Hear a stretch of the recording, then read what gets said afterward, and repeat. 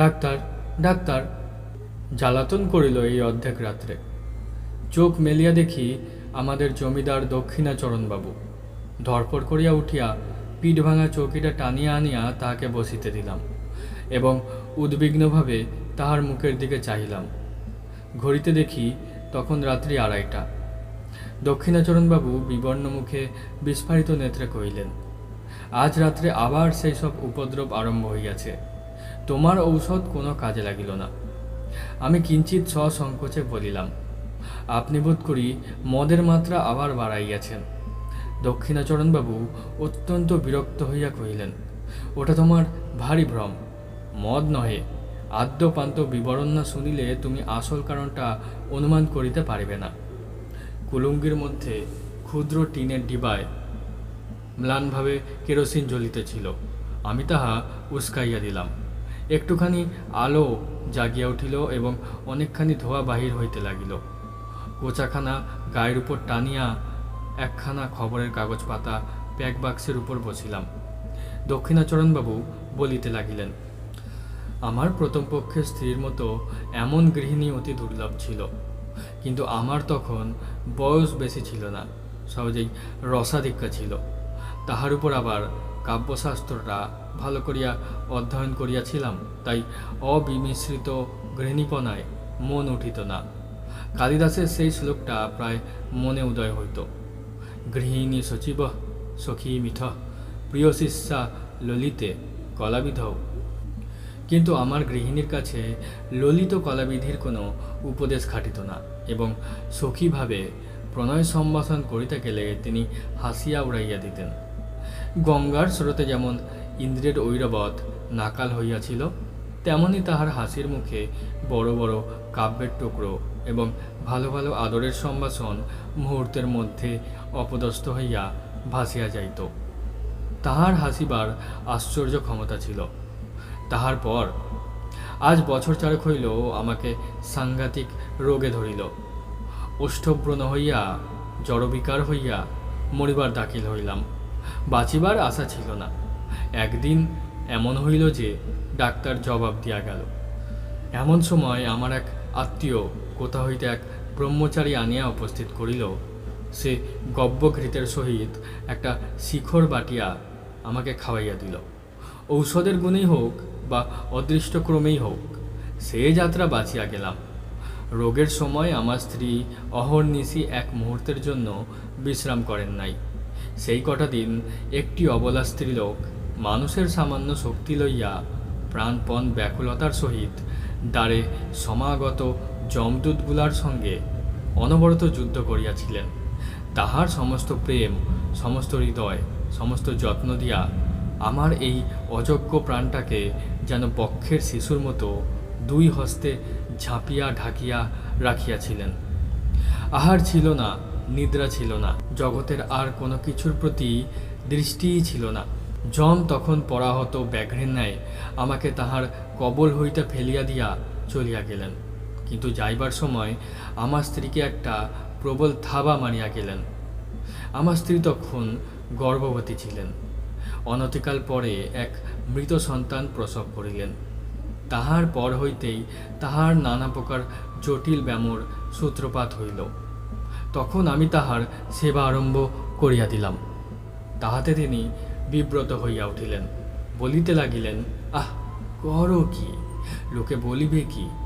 অমন করিয়া দিন রাত্রি তুমি আমার ঘরে যাতায়াত করিও না, যেন নিজে পাকা খাইতেছি। এইরূপ ভান করিয়া রাত্রে যদি তাহাকে তাহার জ্বরের সময় পাখা করিতে যাইতাম তো ভারী একটা কাড়াকাড়ি ব্যাপার পড়িয়া যাইত। কোনোদিন যদি তাহার শুশ্রূষা উপলক্ষে আমার আহারের নিয়মিত সময় 10 মিনিট উত্তীর্ণ হইয়া যাইত, তবে সেও নানা প্রকার অনুরোধ অনুযোগের কারণ হইয়া দাঁড়াইত। স্বল্পমাত্র সেবা করিতে গেলে হিতে বিপরীত হইয়া উঠিত। তিনি বলিতেন, পুরুষ মানুষের অতটা বাড়াবাড়ি ভালো নয়। আমাদের সেই বরানগরের বাড়িটি বোধ করি তুমি দেখিয়াছ। বাড়ির সামনেই বাগান এবং বাগানের সম্মুখেই গঙ্গা বহিতেছে। আমাদের শোবার ঘরের নিচেই দক্ষিণের দিকে খানিকটা জমি মেহেদির বেড়া দিয়া ঘিরিয়া আমার স্ত্রী নিজের মনের মতো এক টুকরো বাগান বানাইয়াছিলেন। সমস্ত বাগানটির মধ্যে সেই খণ্ডটি অত্যন্ত সাদাসিধা এবং নিতান্ত দিশি, অর্থাৎ তাহার মধ্যে গন্ধের অপেক্ষা বর্ণের বাহার, ফুলের অপেক্ষা পাতার বৈচিত্র্য ছিল না, এবং টবের মধ্যে অকিঞ্চিৎকর উদ্ভিজ্জের পার্শ্বে কাঠি অবলম্বন করিয়া কাগজে নির্মিত লাটিন নামের জয়ধ্বজা উড়িত না। বেল, জুই, গোলাপ, গন্ধরাজ, করবী এবং রজনীগন্ধারী প্রাদুর্ভাব কিছু বেশি। প্রকাণ্ড একটা বকুল গাছের তলা সাদা মার্বেল পাথর দিয়া বাঁধানো ছিল। সুস্থ অবস্থায় তিনি নিজে দাঁড়াইয়া দুইবেলা তাহা ধুইয়া সাফ করাইয়া রাখিতেন। গ্রীষ্মকালে কাজের অবকাশে সন্ধ্যার সময় সেই তাহার বসিবার স্থান ছিল।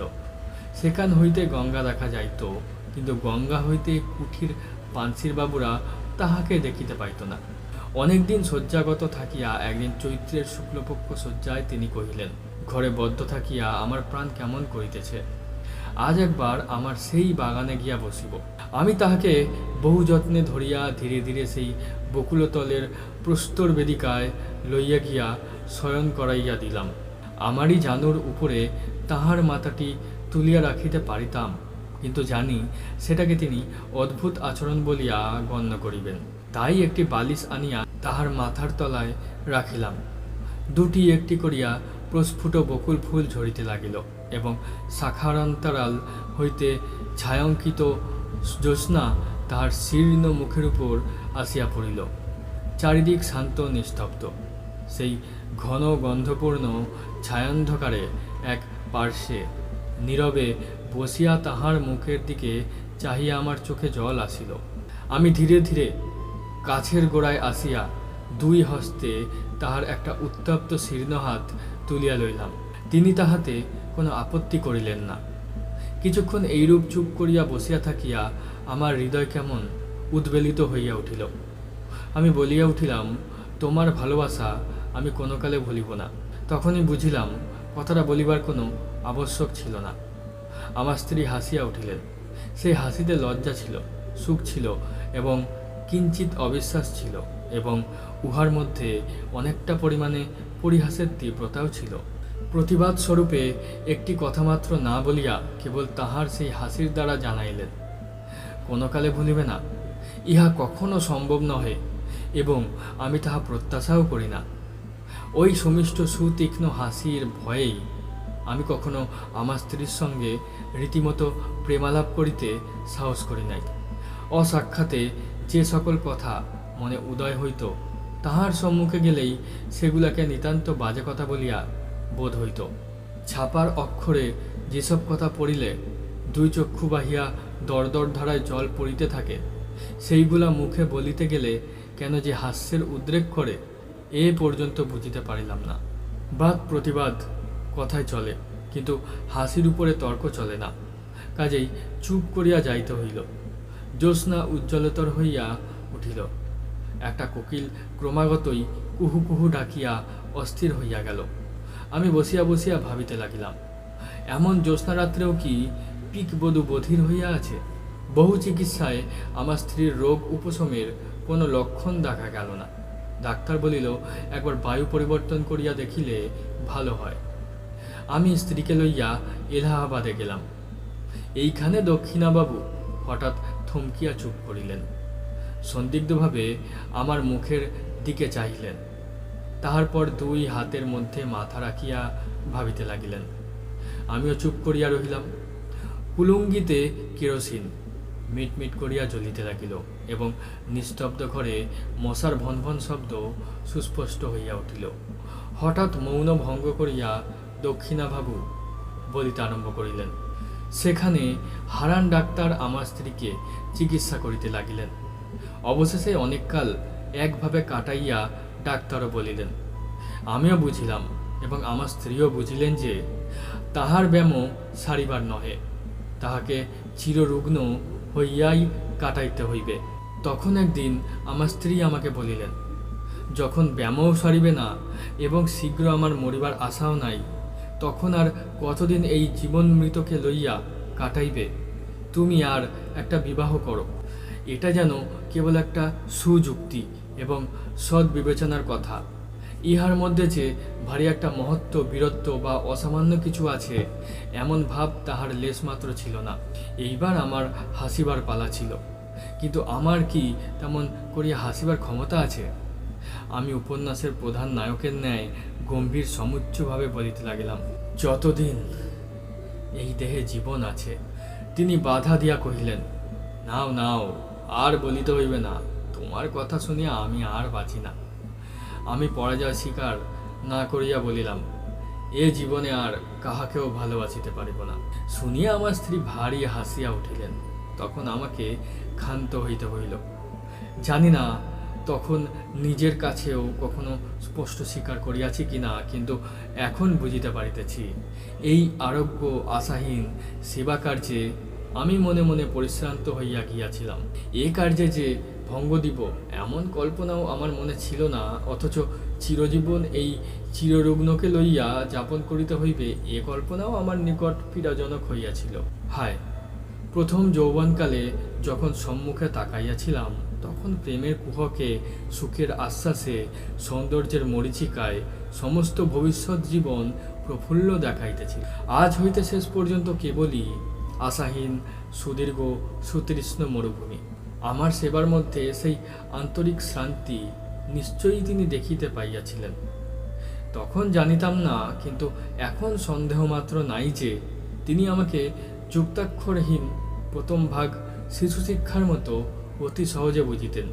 সেই জন্য যখন উপন্যাসের নায়ক সাজিয়া গম্ভীরভাবে তাহার নিকট কবিত্ব ফলাইতে যাইতাম, তিনি এমন সুগভীর স্নেহ অথচ অনিবার্য কৌতুকের সহিত হাসিয়া উঠিতেন, আমার নিজের অগোচর অন্তরের কথাও অন্তর্যামীর ন্যায় তিনি সমস্তই জানিতেন। এ কথা মনে করিলে আজও লজ্জায় মরিয়া যাইতে ইচ্ছা করে। হারান ডাক্তার আমাদের স্বজাতীয়। তাহার বাড়িতে আমার প্রায় নিমন্ত্রণ থাকিত। কিছুদিন যাতায়াতের পর ডাক্তার তাহার মেয়েটির সঙ্গে আমার পরিচয় করাইয়া দিলেন। মেয়েটি অবিবাহিত, তাহার বয়স 15 হইবে। ডাক্তার বলেন, তিনি মনের মতো পাত্র পান নাই বলিয়া বিবাহ দেন নাই, কিন্তু বাহিরের লোকের কাছে গুজব শুনিতাম মেয়েটির কুলের দোষ ছিল, কিন্তু আর কোনো দোষ ছিল না। যেমন সুরূপ তেমনই সুশিক্ষা। সেই জন্য মাঝে মাঝে এক একদিন তাহার সহিত নানা কথার আলোচনা করিতে করিতে আমার বাড়ি ফিরিতে রাত হইত। আমার স্ত্রীকে ঔষধ খাওয়াইবার সময় উত্তীর্ণ হইয়া যাইত।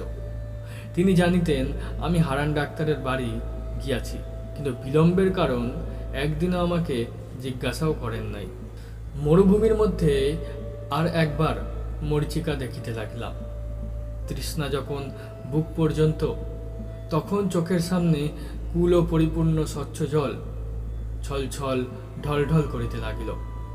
তখন মনকে প্রাণপণে টানিয়া আর ফিরাইতে পারিলাম না। রোগীর ঘর আমার কাছে দ্বিগুণ নিরানন্দ হইয়া উঠিল। তখন প্রায়ই শুশ্রূষা করিবার এবং ঔষধ খাওয়াইবার নিয়ম ভঙ্গ হইতে লাগিল। হারান ডাক্তার আমাকে প্রায় মাঝে মাঝে বলিতেন, যাহাদের রোগ আরোগ্য হইবার কোনো সম্ভাবনা নাই, তাহাদের পক্ষে মৃত্যুই ভালো। কারণ বাঁচিয়া তাহাদের নিজেরও সুখ নাই, অন্যেরও অসুখ। কথাটা সাধারণভাবে বলিতে দোষ নাই, তথাপি আমার স্ত্রীকে লক্ষ্য করিয়া এমন প্রসঙ্গ উত্থাপন করা তাহার উচিত হয় নাই। কিন্তু মানুষের জীবন মৃত্যু সম্বন্ধে ডাক্তারের মন এমন অসার যে তাহারা ঠিক আমাদের মনের অবস্থা বুঝিতে পারে না।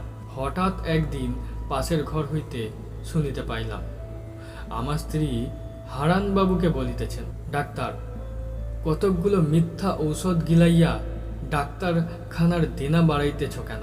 আমার প্রান্তায় যখন একটা ব্যায়াম, তখন এমন একটা ঔষধ দাও যাহাতে শীঘ্রই প্রাণটা যায়। ডাক্তার বলিলেন, ছি, এমন কথা বলিবেন না। কথাটা শুনিয়া হঠাৎ আমার বক্ষে বড় আঘাত লাগিল। ডাক্তার চলিয়া গেলে আমার স্ত্রীকে ঘরে গিয়া তাহার শয্যা প্রান্তে বসিলাম। তাহার কপালে ধীরে ধীরে হাত বুলাইয়া দিতে লাগিলাম। তিনি কহিলেন, এ ঘর বড় গরম, তুমি বাহিরে যাও, তোমার বেড়াইতে যাওয়ার সময় হইয়াছে। খানিকটা না বেড়াইয়া আসিলে আবার রাত্রে তোমার ক্ষুধা হইবে না। বেড়াইতে যাওয়ার অর্থ ডাক্তারের বাড়ি যাওয়া। আমি তাহাকে বুঝাইয়াছিলাম, ক্ষুধা সঞ্চারের পক্ষে খানিকটা বেড়াইয়া আসা বিশেষ আবশ্যক। এখন নিশ্চয় বলিতে পারি, তিনি প্রতিদিনই আমার এই ছলনাটুকু বুঝিতেন। আমি নির্বোধ মনে করিতাম, তিনি নির্বোধ। এই বলিয়া দক্ষিণাচরণ বাবু অনেকক্ষণ করতলে মাথা রাখিয়া চুপ করিয়া বসিয়া রহিলেন। অবশেষে কহিলেন, আমাকে এক গ্লাস জল আনিয়া দাও। জল খাইয়া বলিতে লাগিলেন, একদিন ডাক্তারবাবুর কন্যা মনোরমা আমার স্ত্রীকে দেখিতে আসিবার ইচ্ছা প্রকাশ করিলেন। জানি না কি কারণে তাহার সে প্রস্তাব আমার ভালো লাগিল না, কিন্তু প্রতিবাদ করিবার কোনো হেতু ছিল না। তিনি একদিন সন্ধ্যাবেলায় আমাদের বাসায় আসিয়া উপস্থিত হইলেন। সেদিন আমার স্ত্রীর বেদনা অন্য দিনের অপেক্ষা কিছুটা বাড়িয়া উঠিয়াছিল। যেদিন তাহার ব্যথা বাড়ে সেদিন তিনি অত্যন্ত স্থির নিস্তব্ধ হইয়া থাকেন। কেবল মাঝে মাঝে মুষ্টিবদ্ধ হইয়া থাকে এবং মুখ নীল হইয়া আসে। তাহাতেই তাহার যন্ত্রণা বোঝা যায়। ঘরে কোনো সাড়া ছিল না। আমি শয্যাপ্রান্তে চুপ করিয়া বসিয়াছিলাম। সেদিন আমাকে বেড়াইতে যাইতে অনুরোধ করেন এবং সামর্থ্য তাহার ছিল না, কিংবা হয়তো বড় কষ্টের সময় আমি কাছে থাকি এমন ইচ্ছা তাহার মনে মনে ছিল। চোখে লাগিবে বলিয়া কেরোসিনের আলোটা দ্বারের পার্শ্বে ছিল। ঘর অন্ধকার এবং নিস্তব্ধ। কেবল একবার যন্ত্রণার কিঞ্চিত উপশমে আমার স্ত্রীর গভীর দীর্ঘ নিঃশ্বাস শোনা যাইতেছিল। এমন সময় মনোরমা ঘরের প্রবেশদ্বারে দাঁড়াইলেন। বিপরীত দিক হইতে কেরোসিনের আলো আসিয়া তাহার মুখের উপর পড়িল। আলো আঁধারে লাগিয়া তিনি কিছুক্ষণ ঘরের কিছুই দেখিতে না পাইয়া দ্বারের নিকট দাঁড়াইয়া ইতস্তত করিতে লাগিলেন। আমার স্ত্রী চমকিয়া আমার হাত ধরিয়া জিজ্ঞাসা করিলেন, ও কে? তাহার সেই দুর্বল অবস্থায় হঠাৎ অচেনা লোক দেখিয়া ভয় পাইয়া আমাকে 2-3 বার অস্ফুট স্বরে প্রশ্ন করিলেন, ও কে, ও কে গো? আমার কেমন দুর্বুদ্ধি হইল, প্রথমে বলিয়া ফেলিলাম, আমি চিনি না। বলিবা মাত্রই কে যেন আমাকে কষাঘাত করিল। পরের মুহূর্তেই বলিলাম, ওহ, আমাদের ডাক্তারবাবুর কন্যা। স্ত্রী একবার আমার মুখের দিকে চাহিলেন। আমি তাহার মুখের দিকে চাহিতে পারিলাম না। পরক্ষণেই তিনি ক্ষীণস্বরে অব্যাগতকে বলিলেন, আপনি আসুন। আমাকে বলিলেন, আলোটা ধরো। মনোরমা ঘরে আসিয়া বসিলেন। তাহার সহিত রোগিণীর অল্প স্বল্প আলাপ চলিতে লাগিল। এমন সময় ডাক্তারবাবু আসিয়া উপস্থিত হইলেন। তিনি তাহার ডাক্তারখানা হইতে 2 শিশি ঔষধ সঙ্গে আনিয়াছিলেন। সেই 2টি শিশি বাহির করিয়া আমার স্ত্রীকে বলিলেন, এই নীল শিশিটা মালিশ করিবার, আর এইটি খাইবার। দেখিবেন 2টাতে মিলাইবেন না, এই ওষুধটা ভারী বিষ।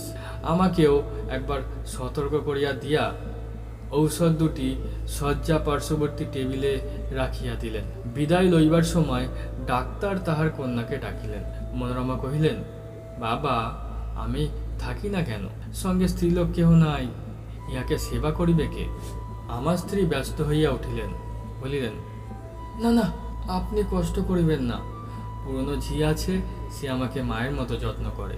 ডাক্তার হাসিয়া বলিলেন, উনি মা লক্ষ্মী চিরকাল পরের সেবা করিয়া আসিয়াছেন, অন্যের সেবা সহিতে পারেন না। কন্যাকে লইয়া ডাক্তার গমনের উদ্যোগ করিতে লাগিলেন। এমন সময় আমার স্ত্রী বলিলেন, ডাক্তারবাবু, ইনি এই বদ্ধ ঘরে অনেকক্ষণ বসিয়া আছেন, ইহাকে একবার বাহিরে বেড়াইয়া লইয়া আসিতে পারেন। ডাক্তারবাবু আমাকে কহিলেন, আসুন না, আপনাকে নদীর ধার হইয়া একবার বেড়াইয়া আন। আমি ঈষৎ আপত্তি দেখাইয়া অনতি বিলম্বে সম্মত হইলাম। ডাক্তারবাবু যাইবার সময় 2 শিশি ঔষধ সম্বন্ধে আমার স্ত্রীকে সতর্ক করিয়া দিলেন। সেদিন ডাক্তারের বাড়িতেই আহার করিলাম। ফিরিয়া আসিতে রাত হইল। আসিয়া দেখি আমার স্ত্রী ছটফট করিতেছেন। অনুতাপে বিদ্ধ হইয়া জিজ্ঞাসা করিলাম, তোমার কি ব্যথা বাড়িয়াছে? তিনি উত্তর করিতে পারিলেন না। নীরবে আমার মুখের দিকে চাহিলেন। তখন তাহার কণ্ঠরোধ হইয়াছে। আমি তৎক্ষণাৎ সেই রাত্রেই ডাক্তারকে ডাকাইয়া আনিলাম। ডাক্তার প্রথমটা আসিয়া অনেকক্ষণ কিছুই বুঝিতে পারিলেন না। অবশেষে জিজ্ঞাসা করিলেন, সেই ব্যথাটা কি বাড়িয়া উঠিয়াছে? ঔষধটা একবার মালিশ করিলে হয় না? বলিয়া শিশিটা টেবিল হইতে লইয়া দেখিলেন সেটা খালি। আমার স্ত্রীকে জিজ্ঞাসা করিলেন, আপনি কি ভুল করিয়া এই ঔষধটা খাইয়াছেন? আমার স্ত্রী ঘাড় নাড়িয়া নীরবে জানাইলেন, হ্যাঁ। ডাক্তার তৎক্ষণাৎ গাড়ি করিয়া তাহার বাড়ি হইতে পাম্প আনিতে ছুটিলেন। আমি অর্ধ মূর্ছিতের ন্যায় আমার স্ত্রীর বিছানার উপর গিয়া পড়িলাম। তখন মাতা তাহার পীড়িত শিশুকে যেমন করিয়া সান্ত্বনা করে তেমনি করিয়া তিনি আমার মাথা তাহার বক্ষের কাছে টানিয়া লইয়া দুই হস্তের স্পর্শে আমাকে তাহার মনের কথা বুঝাইতে চেষ্টা করিলেন। কেবল তাহার সেই করুণ স্পর্শের দ্বারাই আমাকে বারংবার করিয়া বলিতে লাগিলেন, শোক করিও না, ভালোই হইয়াছে, তুমি সুখী হইবে। এবং সেই মনে করিয়া আমি সুখে মরিলাম। ডাক্তার যখন ফিরিলেন তখন জীবনের সঙ্গে সঙ্গে আমার স্ত্রীর সকল যন্ত্রণার অবসান হইয়াছে। দক্ষিণাচরণ আর একবার জল খাইয়া বলিলেন, উফ, বড় গরম, বলিয়া দ্রুত বাহির হইয়া বার কয়েক বারান্দায় পায়চারি করিয়া বসিলেন। বেশ বোঝা গেল তিনি বলিতে চাহেন না, কিন্তু আমি যেন জাদু করিয়া তাহার নিকট হইতে কথা কাড়িয়া লইতেছি। আবার আরম্ভ করিলেন, মনোরমাকে বিবাহ করিয়া দেশে ফিরিলাম। মনোরমা তাহার পিতার সম্মতিক্রমে আমাকে বিবাহ করিল। কিন্তু আমি যখন তাহাকে আদরের কথা বলিতাম, প্রেমালাপ করিয়া তাহার হৃদয় অধিকার করিবার চেষ্টা করিতাম, সে হাসিত না, গম্ভীর হইয়া থাকিত। তাহার মনের কোথায় কোনখানে কি খটকা লাগিয়া গিয়াছিল, আমি কেমন করিয়া বুঝিব? এই সময় আমার মদ খাইবার নেশা অত্যন্ত বাড়িয়া উঠিল। একদিন প্রথম শরতের সন্ধ্যায় মনোরমাকে লইয়া আমাদের বড়নগরের বাগানে বেড়াইতেছি। ছমছমে অন্ধকার হইয়া আসিয়াছে। পাখিদের বাসায় ডানা ঝরিবার শব্দটুকুও নাই। কেবল বেড়াইবার পথের দুই ধারে ঘন ছায়াবৃত ঝাউগাছ বাতাসে সশব্দে কাঁপিতেছিল। শ্রান্তি বোধ করিতেই মনোরমা সেই বকুলতলার শুভ্র পাথরের বেদির উপর আসিয়া নিজের দুই বাহুর উপর মাথা রাখিয়া শয়ন করিল। আমিও কাছে আসিয়া বসিলাম। সেখানে অন্ধকার আরো ঘনীভূত। যতটুকু আকাশ দেখা যাইতেছে একেবারে তারায় আচ্ছন্ন। তরুতলের ঝিল্লি ধ্বনি যেন অনন্ত গগন বক্ষচ্যুত নিঃশব্দতার নিম্ন প্রান্তে একটি শব্দের সরু পার বনিয়া দিতেছে। সেদিনও বৈকালে আমি কিছু মদ খাইয়াছিলাম। মনটা বেশ একটু তরলাবস্থায় ছিল। অন্ধকার যখন চোখে সহিয়া আসিল তখন বনচ্ছায়া তলে পাণ্ডুর বর্ণে অঙ্কিত সেই শিথিল অঞ্চল শ্রান্তকায় রমণীর আবছায়া মূর্তিটি আমার মনে এক অনিবার্য আবেগের সঞ্চার করিল। মনে হইল ও যেন একটি ছায়া, ওকে যেন কিছুতেই দুই বাহু দিয়া ধরিতে পারিব না। এমন সময় অন্ধকার ঝাউ গাছের শিখর দেশে যেন আগুন ধরিয়া উঠিল। তাহার পরে কৃষ্ণপক্ষের জীর্ণ প্রান্ত হলুদ বর্ণ চাঁদ ধীরে ধীরে গাছের মাথার উপরকার আকাশে আরোহণ করিল। সাদা পাথরের উপর সাদা শাড়ি পরা সেই শ্রান্ত শয়ান রমণীর মুখের উপর জ্যোৎস্না আসিয়া পড়িল। আমি আর থাকিতে পারিলাম না। কাছে আসিয়া দুই হাতে তাহার হাতটি তুলিয়া ধরিয়া কহিলাম, মনোরমা, তুমি আমাকে বিশ্বাস করো না, কিন্তু তোমাকে আমি ভালোবাসি। তোমাকে আমি কোনো কালে ভুলিতে পারিব না। কথাটা বলিবা মাত্র চমকিয়া উঠিলাম।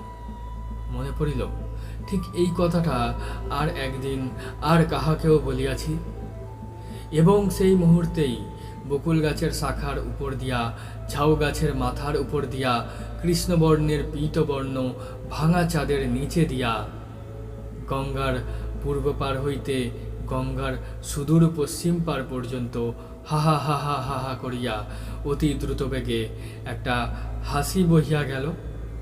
সেটা মর্মভেদী হাসি কি অব্রভেদী হাহাকার বলিতে পারি না।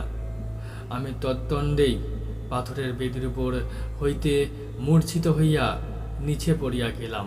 মূর্ছা ভঙ্গে দেখিলাম আমার ঘরের বিছানায় শুইয়া আছি। স্ত্রী জিজ্ঞাসা করিলেন, তোমার হঠাৎ এমন হইল কেন? আমি কাঁপিয়া উঠিয়া বলিলাম, শুনিতে পাও নাই, সমস্ত আকাশ ভরিয়া হা হা করিয়া একটা হাসি বহিয়া গেল।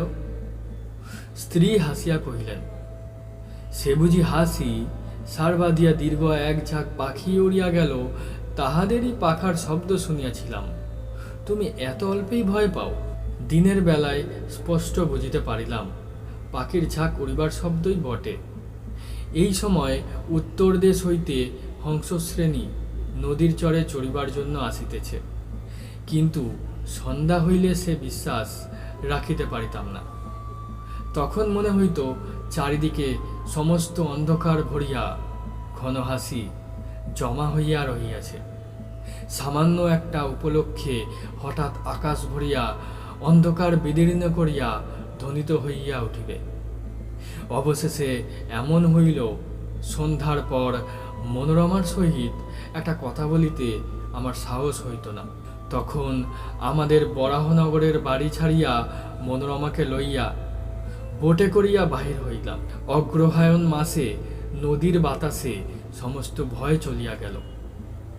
কয়দিন বড় সুখে ছিলাম। চারিদিকের সৌন্দর্যে আকৃষ্ট হইয়া মনোরমাও যেন তাহার হৃদয়ের রুদ্ধদ্বার অনেক দিন পরে ধীরে ধীরে আমার নিকট খুলিতে লাগিল। গঙ্গা ছাড়াইয়া ঘরে ছাড়াইয়া অবশেষে পদ্মায় আসিয়া পৌঁছিলাম। ভয়ঙ্করী পদ্মা তখন হেমন্তের বিবর্লিন ভুজঙ্গিনীর মতো কৃশ নির্জীবভাবে সুদীর্ঘ শীত নিদ্রায় নিবিষ্ট ছিল। উত্তর পারে জনশূন্য তৃণশূন্য দিগন্ত প্রসারিত বালির চর ধু ধু করিতেছে, এবং দক্ষিণের উচ্চ পাড়ের উপর গ্রামের আমবাগানগুলি এই রাক্ষসী নদীর নিতান্ত মুখের কাছে জোর হস্তে দাঁড়াইয়া কাঁপিতেছে। পদ্মা ঘুমের ঘোরে একবার পাশ ফিরিতেছে, এবং বিদীর্ণ তটভূমি ঝুপঝাপ করিয়া ভাঙিয়া ভাঙিয়া পড়িতেছে। এইখানে বেড়াইবার সুবিধে দেখিয়া বোট বাঁধিলাম। একদিন আমরা দুইজনে বেড়াইতে বেড়াইতে বহু দূরে চলিয়া গেলাম। সূর্যাস্তের স্বর্ণচ্ছায়া মিলাইয়া যাইতেই শুক্লপক্ষের নির্মল চন্দ্রলোক দেখিতে দেখিতে ফুটিয়া উঠিল। সেই অন্তহীন শুভ্র বালির চরের উপর যখন অজস্র অবারিত উচ্ছ্বসিত জ্যোৎস্না একেবারে আকাশের সীমান্ত পর্যন্ত প্রসারিত হইয়া গেল, তখন মনে হইল যেন জনশূন্য চন্দ্রলোকের অসীম স্বপ্নরাজ্যের মধ্যে কেবল আমরা দুইজনে ভ্রমণ করিতেছি। একটি লাল শাল মনোরমার মাথার উপর হইতে নামিয়া তাহার মুখখানি বেষ্টন করিয়া তাহার শরীরটি আচ্ছন্ন করিয়া রহিয়াছে। নিস্তব্ধতা যখন নিবিড় হইয়া আসিল, কেবল একটি সীমাহীন দিশাহীন শুভ্রতা এবং শূন্যতা ছাড়া যখন আর কিছুই রইল না, তখন মনোরমা ধীরে ধীরে হাতটি বাহির করিয়া আমার হাত চাপিয়া ধরিল। অত্যন্ত কাছে সে যেন তাহার সমস্ত শরীর মন জীবন যৌবন আমার উপর বিন্যস্ত করিয়া নিতান্ত নির্ভর করিয়া দাঁড়াইল। পুলকিত উদ্বেলিত হৃদয় মনে করিলাম, ঘরের মধ্যে কি যথেষ্ট ভালোবাসা যায়? এই রূপ অনাবৃত অবারিত অনন্ত আকাশ নহিলে কি দুটি মানুষকে কোথাও ধরে? তখন মনে হইল আমাদের ঘর নাই, দ্বার নাই, কোথাও ফিরিবার নাই।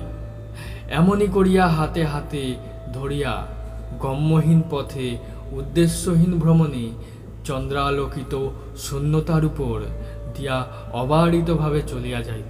এই রূপে চলিতে চলিতে এক জায়গায় আসিয়া দেখিলাম, সেই বালুকারাশির মাঝখানে অদূরে একটি জলাশয়ের মতো রহিয়াছে। পদ্মা সরিয়া যাওয়ার পর সেইখানে জল বাঁধিয়া আছে। সেই মরু বালুকা বেষ্টিত নিস্তরঙ্গ নিষুপ্ত নিশ্চল জলটুকুর উপরে একটি সুদীর্ঘ জ্যোৎস্নার রেখা মূর্ছিতভাবে পড়িয়া আছে। সেই জায়গাটাতে আসিয়া আমরা দুইজনে দাঁড়াইলাম। মনোরমা কি ভাবিয়া আমার মুখের দিকে চাহিল। তাহার মাথার উপর হইতে শালটা হঠাৎ খসিয়া পড়িল। আমি তাহার সেই জ্যোৎস্না বিকশিত মুখখানি তুলিয়া ধরিয়া চুম্বন করিলাম। সেই সময় সেই জনমানব শূন্য নিঃসঙ্গ মরুভূমির মধ্যে গম্ভীর স্বরে কে 3 বার বলিয়া উঠিল, ওকে ওকে ওকে। আমি চমকিয়া উঠিলাম, আমার স্ত্রীও কাঁপিয়া উঠিলেন, কিন্তু পরক্ষণেই আমরা দুইজনেই বুঝিলাম এই শব্দ মানসিক নহে, অমানসিকও নহে, চরবিহারী জলচর পাখির ডাক। হঠাৎ এত রাত্রে তাহাদের নিরাপদ নিভৃত নিবাসের কাছে লোক সমাগম দেখিয়া চকিত হইয়া উঠিয়াছে। সেই ভয়ের চমক খাইয়া আমরা দুইজনেই তাড়াতাড়ি বোটে ফিরিলাম। রাত্রে বিছানায় আসিয়া শুইলাম। শ্রান্ত শরীরে মনোরমা অবিলম্বে ঘুমাইয়া পড়িল। তখন অন্ধকারে কে একজন আমার মশারির কাছে দাঁড়াইয়া সুষুপ্ত মনোরমার দিকে একটিমাত্র দীর্ঘ শীর্ণ অস্থিসার অঙ্গুলি নির্দেশ করিয়া যেন আমার কানের কাছে অত্যন্ত চুপি চুপি অস্ফুট কণ্ঠে কেবলই জিজ্ঞাসা করিতে লাগিল, ওকে ওকে ওকে গো। তাড়াতাড়ি উঠিয়া দেশলাই জ্বালাইয়া বাতি ধরাইলাম। সেই মুহূর্তেই ছায়ামূর্তি মিলাইয়া গিয়া আমার মশারি কাঁপাইয়া বোট দুলাইয়া আমার সমস্ত ঘর্মাক্ত শরীরের রক্ত হিম করিয়া দিয়া হা হা হা হা হা করিয়া একটি হাসি অন্ধকার রাত্রির ভিতর দিয়া বহিয়া চলিয়া গেল। পদ্মা পার হইল, পদ্মার চর পার হইল। তাহার পরবর্তী সমস্ত সুপ্ত দেশ গ্রাম নগর পার হইয়া গেল, যেন তাহা চিরকাল ধরিয়া দেশ দেশান্তর লোক লোকান্তর পার হইয়া ক্রমশ ক্ষীণতর ক্ষীণতম হইয়া অসীম সুদূরে চলিয়া যাইতেছে। ক্রমে যেন তাহা জন্ম মৃত্যুর দেশ ছাড়াইয়া গেল। ক্রমে তাহা যেন সূচির অগ্রভাগের ন্যায় ক্ষীণতম হইয়া আসিল। এত ক্ষীণ শব্দ কখনো শুনি নাই, কল্পনা করি নাই। আমার মাথার মধ্যে যেন অনন্ত আকাশ রহিয়াছে এবং সেই শব্দ যতই দূরে যাইতেছে কিছুতেই আমার মস্তিষ্কের সীমা ছাড়াইতে পারিতেছে না। অবশেষে যখন একান্ত অসহ্য হইয়া আসিল তখন ভাবিলাম, আলো নিবাইয়া না দিলে ঘুমাইতে পারিব না। যেমন আলো নিবাইয়া শুইলাম অমনি আমার মশারির পাশে আমার কানের কাছে অন্ধকারে আবার সেই অবরুদ্ধ স্বর বলিয়া উঠিল, ওকে ওকে ওকে গো। আমার বুকে রক্তের ঠিক সমান তালে ক্রমাগতই ধ্বনিত হইতে লাগিল, ওকে ওকে গো ওকে ওকে ওকে গো। সেই গভীর রাত্রে নিস্তব্ধ বোটের মধ্যে আমার গোলাকার ঘড়িটাও সজীব হইয়া উঠিয়া তাহার ঘণ্টার কাঁটা মনোরমার দিকে প্রসারিত করিয়া শিল্পীর উপর হইতে তালে তালে বলিতে লাগিল, ওকে ওকে গো ওকে ওকে গো ওকে গো। বলিতে বলিতে দক্ষিণাবাবু পাংশুবর্ণ হইয়া আসিলেন, তাহার কণ্ঠ রুদ্ধ হইয়া আসিল। আমি তাহাকে স্পষ্ট করিয়া কহিলাম, একটু জল খান। এমন সময় হঠাৎ আমার কেরোসিনের শিখাটা দপদপ করিতে করিতে নিবিয়া গেল। হঠাৎ দেখিতে পাইলাম বাহিরে আলো হইয়াছে। কাক ডাকিয়া উঠিল, দোয়েল শীষ দিতে লাগিল। আমার বাড়ির সম্মুখবর্তী পথে একটা মহিষের গাড়ির ক্যাচ ক্যাচ শব্দ জাগিয়া উঠিল। তখন দক্ষিণাবাবুর মুখের ভাব একেবারে বদল হইয়া গেল। ভয়ের কিছুমাত্র চিহ্ন রহিল না। রাত্রির কুহকে কাল্পনিক শঙ্কার মত্ততায় আমার কাছে যে এত কথা বলিয়া ফেলিয়াছেন সেজন্য যে অত্যন্ত লজ্জিত এবং আমার উপর আন্তরিক ক্রুদ্ধ হইয়া সৃষ্ট সম্ভাষণ মাত্র না করিয়া আকস্মাৎ উঠিয়া দ্রুতবেগে চলিয়া গেলেন। সেই দিনই অর্ধরাত্রে আবার আমার দ্বারে আসিয়া ঘা পড়িল, ডাক্তার ডাক্তার।